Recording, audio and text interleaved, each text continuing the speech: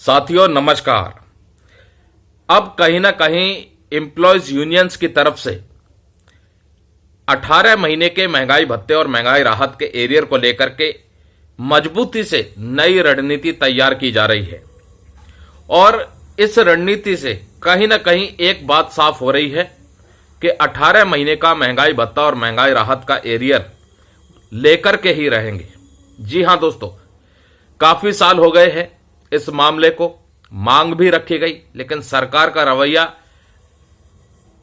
Positive देखने को नहीं मिला।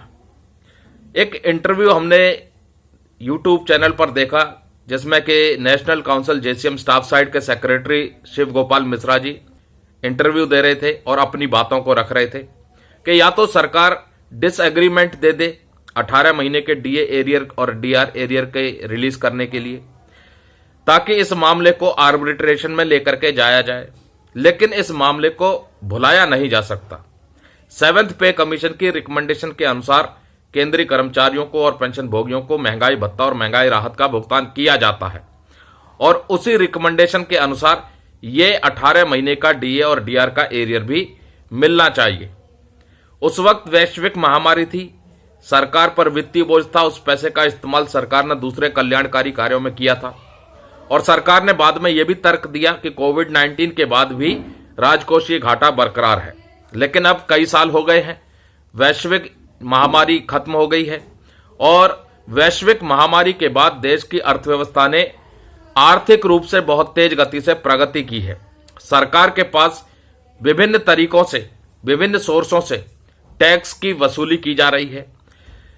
हजारों करोड़ टैक्स का कलेक्शन सरकार के पास आता है, इनकम टैक्स, जीएसटी, और सरकार का खुद भी दावा है कि देश की अर्थव्यवस्था बहुत बेहतर हुई है कोविड के बाद और कॉरपोरेट जगत का भी कुछ ऐसा ही हाल है।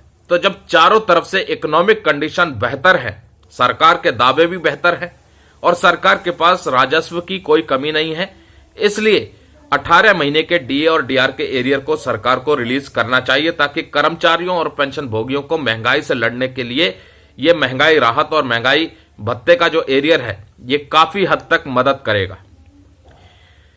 तो एम्प्लॉयज यूनियन इस मामले को अब कहीं ना कहीं छोड़ेंगे नहीं, ऐसा लग रहा है, और मजबूती से मांग रखेंगे अब कि यह 18 महीने का डीए और डीआर का एरियर अब समय आ गया है, सरकार को रिलीज करना चाहिए। वहीं 8वें वेतन आयोग के गठन की मांग को भी एम्प्लॉयज यूनियंस की तरफ से, पेंशनर्स यूनियंस की तरफ से सरकार के सामने रखा गया है और रखा भी जा रहा है। हालांकि सरकार ने तो ये साफ जवाब दे दिया कि कोई भी प्रस्ताव 8वें वेतन आयोग के गठन को लेकर के सरकार में फिलहाल विचाराधीन नहीं है और सरकार के जवाब के बाद अब यह मामला और भी ज्यादा तूल पकड़ता जा रहा है कि आखिरकार 8वें वेतन आयोग में क्यों इतनी देरी हो रही है। या तो सरकार खुलासा करे कि कौन सा वो नया मैकेनिज्म है जिसके तहत केंद्रीय कर्मचारियों की और पेंशन भोगियों की सैलरी और पेंशन का रिवीजन जो 1 जनवरी 2026 से होना है वो किस फॉर्मूले के तहत होना है, या सरकार 8वें वेतन आयोग का गठन करे जो ऑलरेडी लेट हो चुका है। और 8वें वेतन आयोग का गठन अगर सरकार करती है तो एम्प्लॉयज यूनियन ने तैयारी कर रखी है कि मजबूती से फिटमेंट फैक्टर 2.86 की मांग रखेंगे। फिटमेंट फैक्टर 2.86 की मांग अगर सरकार सहमत हो जाती है इस मांग से तो मौजूदा जो 18,000 रुपए मिनिमम बेसिक पे है वो बढ़कर के 51,000 रुपए के करीब पहुंच जाएगी, जो कि एक बहुत ही बेहतरीन सैलरी स्ट्रक्चर होगा। लेकिन क्या इस मांग पर सरकार सहमत हो पाएगी? क्या सरकार की जो आर्थिक स्थिति है वो इसकी इजाजत दे पाएगी?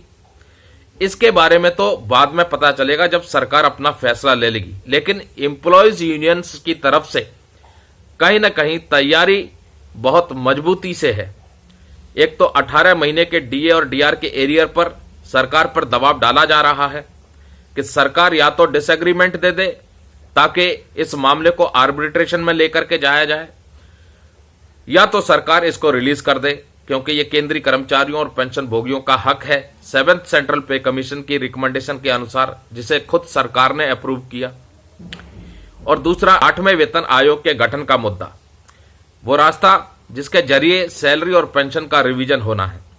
तो दोनों ही मामलों के ऊपर मजबूती से मांग रखी जा रही है। सरकार पर दबाव बन रहा है। अब समय भी ज्यादा नहीं है, मात्र 1 साल रह गया है और कहीं ना कहीं अगले कुछ महीनों के भीतर इन दोनों ही विषयों के ऊपर महत्वपूर्ण डिसीजन या महत्वपूर्ण डेवलपमेंट देखने को जरूर मिलेगी।